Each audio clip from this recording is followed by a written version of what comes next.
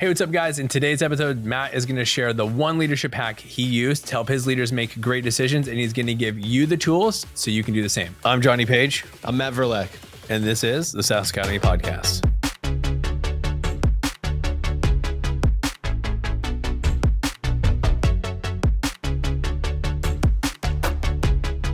All right, Matt, here we are for another podcast episode, and I'm excited for this one, man. I remember when you posted the clip that shared this idea, the tip of the iceberg. Today, we're going to look at all that's under that tip of the iceberg and really unpack how A players thrive in context. So why don't you kick us off? Tell us the day, the time when this became a revelation for you and something that you lean on. Yeah, man. It's interesting. You know, I can think of a lot of times over my life where I was on the receiving end of not having context, right? And I felt like if I had only had XYZ piece of information, I could have made a better decision. But what I'll share is when I was on the flip side, where I feel like I unlocked some really good outcomes for our company based on a decision. Because I remember this to the day, dude. It was the day we decided to open the financial books for our leadership team, right? Which historically we hadn't done.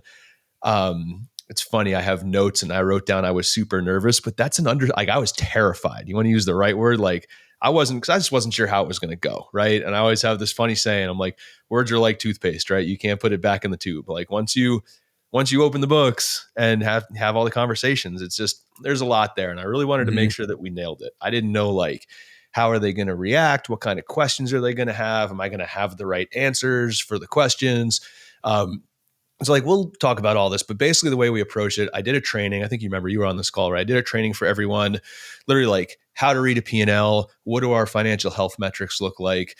And the downstream effect of giving them that context, every single director on our leadership team, I can honestly say like it changed the way that they lead their teams. It changed the way they make decisions, like 10x for the better. And it was in that moment, or really with like probably the month after we opened the books and I did that class, that I realized that by not sharing all the numbers with those people prior, I'd actually been denying them like the context that they needed to like find the next gear and fulfill their potential. And so that was kind of a sobering realization to me because I wasn't actively hurting them, right? But just by doing what we had always done, the way we'd always done it, I was denying them like some critical ingredients to their own performance, which was a bummer. It's not the kind of leader I like to be. So that really kind of like burned it into my brain. I'm curious, when you mentioned at the beginning that you had experience of not having context, what was that like? Like, let's go on the flip side. We'll unpack the story of you providing more context for our senior leadership team and the downstream effects of that. But like, what was it like to not have the context? I think the easiest way that I could probably put it is I felt like you ever drop something in your room at night and it's dark and you're like fumbling around trying to find something on your bedside table and like you like can find a whole bunch of stuff. Maybe you pick up a Kindle, but you're looking for your phone or whatever, you're just kind of like fumbling around trying to figure stuff out. It was like that, but with 1,000 times the effort, right? Where, I can remember some specific cases where I was trying to like build a business case on a financial decision, but I didn't have like all the profit numbers, or I didn't have, this is not here, in a different company, right? But I didn't have all of the data points that I needed in order to make a good decision. And the thing that got me as someone who, I consider myself a pretty high performer, I want to do a good job, is I put in a ton of work with the information I had trying to get to a conclusion. And then the person who I had to give that to told me in about 47 seconds, hey, this whole thing is actually wrong because this number needs to be X, not Y. And I was just like, man, like if you had just told me that before, like, it's not that I'm not capable of making a good decision. I just can't make it in a vacuum. And so like situations like that are what made me really just internally commit to never setting my own team up to be in that situation. Yep. Can I tell you one, another, I had a very similar experience of not having context. So when we sold Silvertrack, we were acquired by a private equity company that did a roll-up strategy. So there's 4 companies that all came together. So I find myself in the senior leadership team, but in a very different role than what I had been used to. And one day I was asked, hey, I need you to run an experiment of what would it look like if you had half the team members on your team? Like, what would you do? And then over the next 2 or 3 weeks, what spoiler alert, we were preparing for a reduction in force. This was right in the middle of COVID. But over the next several weeks, I got one constraint after the next. We eventually landed on a great plan, but I spent so much rework not having all of the context up front. You have one detail at a time. They see version 1 of the plan, then you go back and you have more questions and you got to go to another version. If you had all the context up front around what do we think is going to happen, what are we trying to avoid, what's important to us long term, I'd have made a much better version of that plan. Yeah. And so your senior leaders end up having a bunch of fatigue or creating a bunch of rework. So not only is it your most expensive form of work, like your highest hourly rate for those people, but it's extremely frustrating to be on the receiving end of wanting to think of the company's best interests in mind and wanting to make the best possible decision, but just not having the context for it. So I think that, you themed the title of the episode is A Players Thrive in Context. Matt, you've got a couple of principles that you lean on when you're trying to provide some context. Why don't we unpack those? I think the first one, I'm going to go to the man himself, a little quote from Warren Buffett, right? But he wrote something, he said, "The CEO who misleads others in public may eventually mislead himself in private." And the way that I interpret that is like, if you're, and it doesn't have to be a CEO, don't get hung up on the title, but if you're any leader in a company and you know that you have to show your work to smart people who are also invested in the same outcome that you're invested in, you will be better prepared. Like, we can apply that to you and me, John. You're running SaaS Academy, right? I know that if I have to put together a plan and I'm going to bring it to you and you're going to beat it up and poke some holes in it, I'm going to spend more time on it, knowing that I've got the answers and the data for whatever questions I think you're going to ask, right? If you work in a silo, you don't have that. So all that to say, like, the first principle is really about a why, right? Like, remembering why it's important to be transparent is that transparency drives clarity of thought, right? And so, like, if you're going to remember one thing, it's not about like being transparent for the sake of being transparent. Like, I'm not going to open our books and put them on Twitter, right? But for a specific purpose.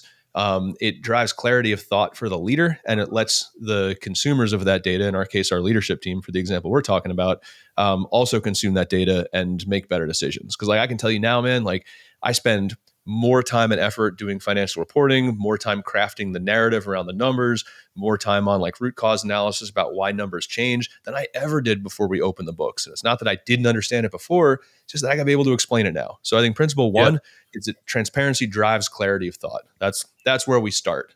You'll be a better leader just by being transparent. They're coupled very tightly.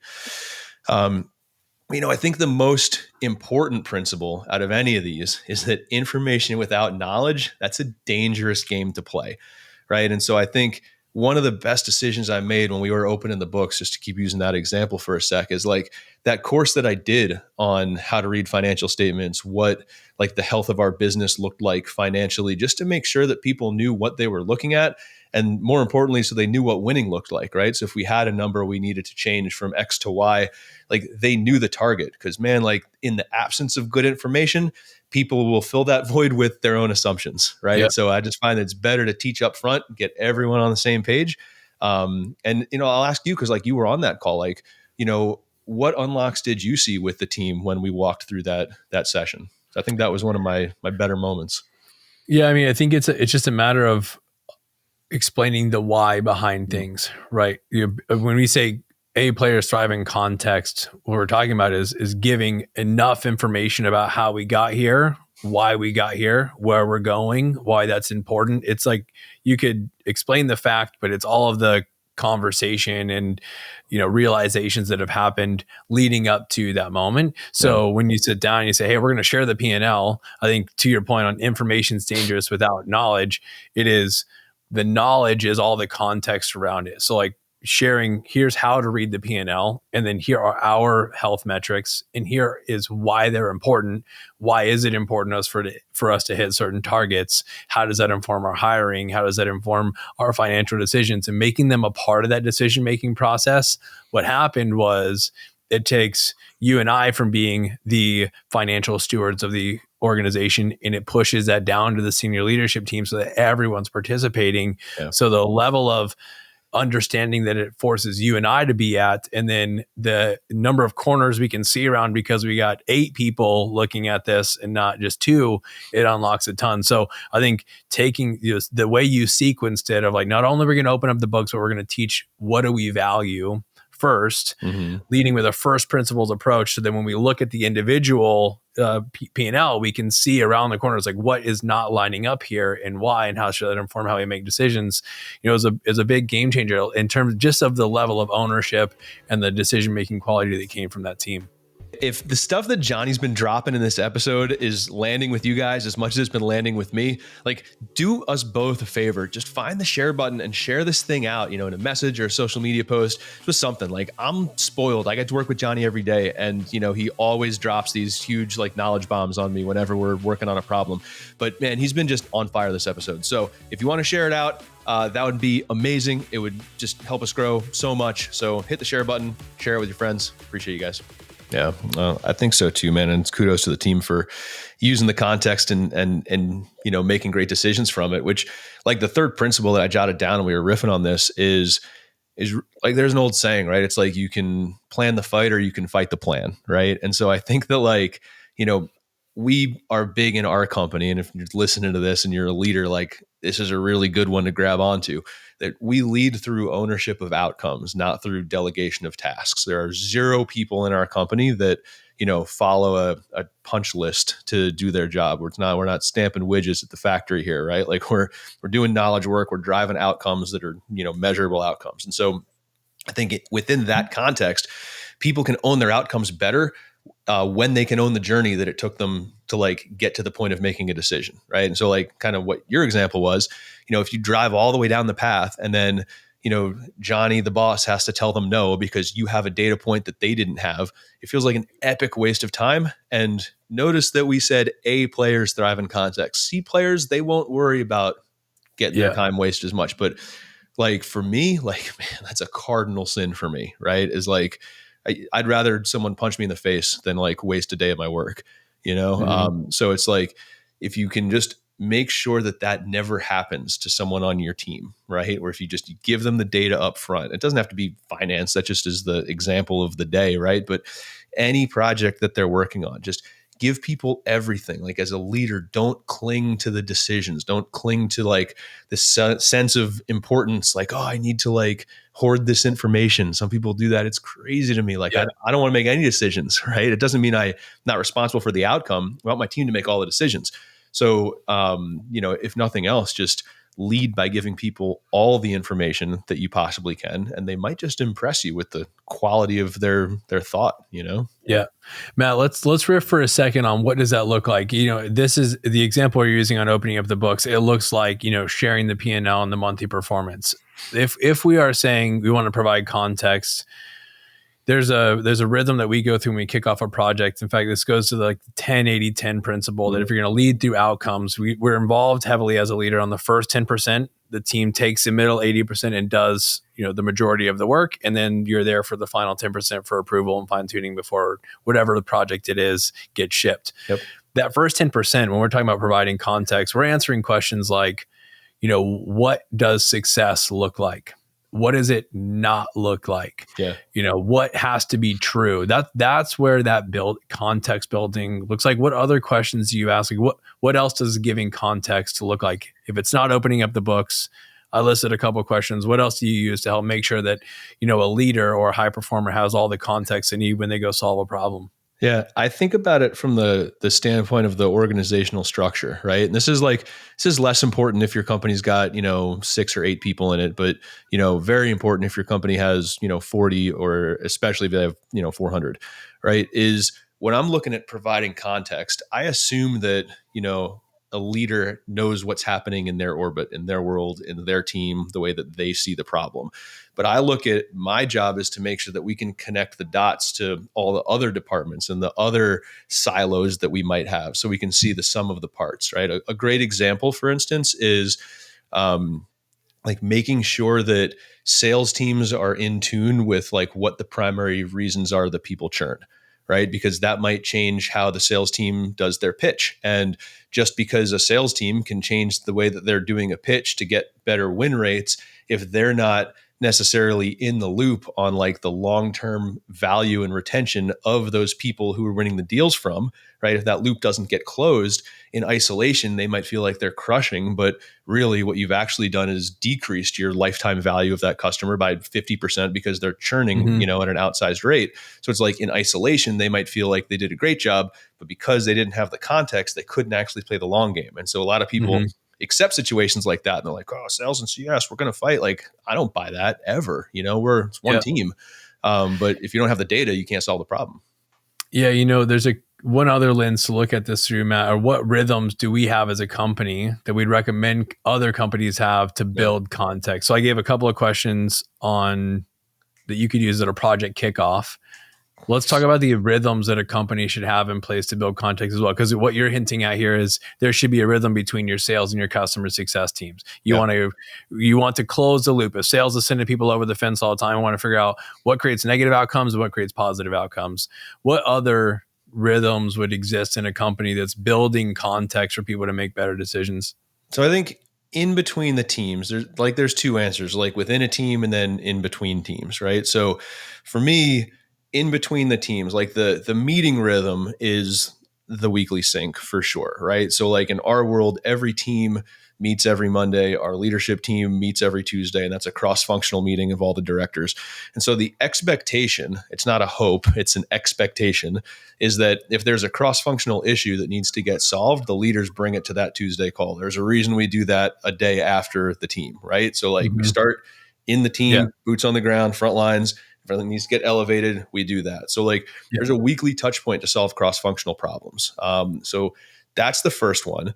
The second is your example about having a project rhythm, right? Especially for things that are what we call quarterly rocks, kind of like EOS, right? Like our big quarterly projects, we need to have the answers to the questions you asked earlier, right? What does success looks like? How are we measuring it? What needs to be true, et cetera, et cetera? What's the budget?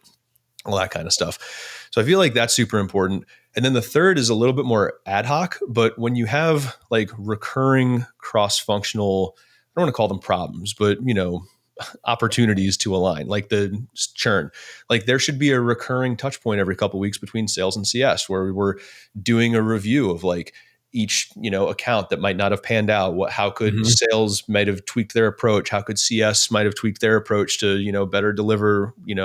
Like every churn is there's X is what they think they're buying, Y is what they actually bought. People churn if the gap between those things is too large, right? And the way to close that is by communicating and solving the problem. So, that's like outside of, I think, the normal running the business rhythm is if you have a recurring thing that you need to stay close to, get the people, like build a rhythm, look at it every couple of weeks. But like, man, I mean, the root cause of everything in business is just communication, and desire to solve it. Yeah, man. The other one that I think that we do that is incredibly helpful is an all hands, right? Every month we sit down after a month closes and every senior leader, so every department head gives a report on how did the department perform this month according to our goals and what is on tap for next month, like what is required for us to win the month next time. So it's this great rhythm for every person in the company. And then there's open Q&A for it at the end to say, what questions do you have for marketing? So regardless of where you're at, you've got the information around like, how's the company performing? And I think that provides a lot of context that it's not normal in most companies. I've operated in companies with and without a great all hands. At a certain stage, your weekly sync is essentially an all hands. As you get bigger and companies or individual contributors become more isolated, that all hands becomes much more important to provide context on how are things working. It's at least the jumping off point for more conversations, in a offline, if you will, like, hey, Totally. I'm in sales and I'm recognizing there's some challenges happening in marketing. I think I got some perspective on how we can solve them.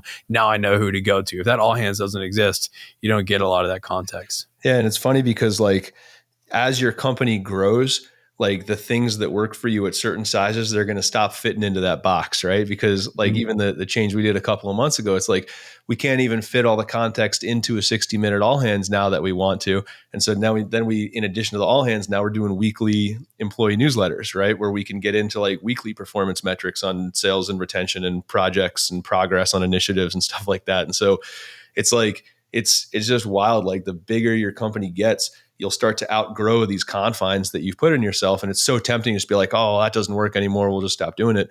But really, sometimes you need to adjust what you're doing and just move it down into a team or move it down into a more frequent touch point, something you do to make it a little more bite-sized. Right. And so like your example is great, where the weekly sync when you're 6 people is the all hands. You don't need both. And then when you have 6 different weekly syncs, because you have teams, you need an all hands. Then we have so much that you can't fit into an all hands, you need a weekly touch points. Like the newsletter is essentially an asynchronous all hands. Right. And so it's like you got to keep adapting to keep the flow of information going. Yeah. Yeah. Matt, this has been awesome. Let's kind of recap A players, thriving context. Let's summarize all that we've covered here and wrap it up. Totally. Top 3 things. Number 1, transparency as a leader is a healthy value to lean into. So if you're leading a team, look in the mirror, ask yourself, am I being as transparent as I possibly can? Is there information I can give to people that I'm currently, hoarding and keeping to myself? It will make you a better leader. Number 2, teach people what they're looking at. Don't give them that information without also giving them the knowledge on how they can use it properly. And number 3, if you give them the context to make the call right the first time, they're going to be bought in on their own plan and you're not going to waste their time. Because if you waste a player's time, sooner or later, they're going to go somewhere where they're not going to get their time wasted. You do those 3 things, be in pretty good shape.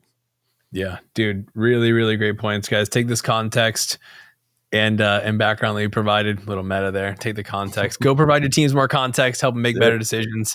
You'll have A players running to you because they'll feel a level of ownership and authority over what they're doing, a level of buy-in that they won't have if you're just delegating the task. So, Matt, thanks for bringing the fire today. Appreciate it, dude. Love it. See you guys.